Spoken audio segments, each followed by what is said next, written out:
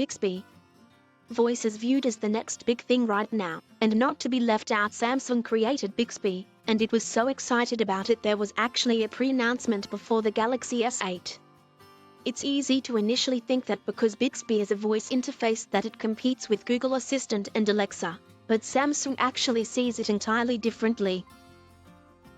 While Bixby does do some predictive intelligence, it isn't so much an assistant as it is a new way to interact with your phone via voice in order to replace touch entirely. Bixby is designed to be an ever-present voice layer that you can talk to at any time and have it navigate the phone's interface for you. For example, while in the Gallery app you can hold down the Bixby button, a hard key underneath the volume keys, and say "Show me my photos from Barcelona" to get results. When viewing an image, you could say "Apply black and white filter," and rotate it to the left. These are things you could do with touch, but you can speak to Bixby instead and have it do the actions for you, be it because you don't have the ability to touch the screen at that moment, or you just don't know how to do the function with touch.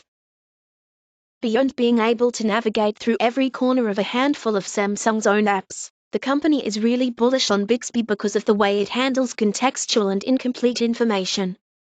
Bixby knows where you are when you request something, and can act accordingly rather than starting from scratch. If it doesn't completely understand your request, Bixby is also able to get you part of the way there rather than failing entirely and requiring another complete request. Now, skeptics would say that if your interface is so hard to use with touch that you need a voice assistant to replicate those movements for you, well, maybe your interface should be simpler. And, as a generally skeptical person myself, I agree entirely. While I immediately see the value in using Bixby for accessibility and the handful of times when you actually just can't touch the display, I see no reason why I would stand there, holding my phone, and choose to press the Bixby button to ask it to do something in the app I'm currently looking at.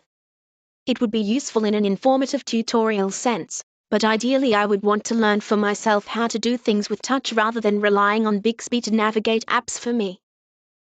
It's clear there's an intense amount of time and engineering being put behind Bixby, but right now it's a neat demo of voice technology and that's about it. The fact that Bixby supports over 50 languages is fantastic, and the demos I saw did work, but I'm not quite seeing the real-world value of telling Bixby to do things rather than just using apps myself. If Samsung thinks people have trouble using its apps, maybe it should just make its apps easier to use.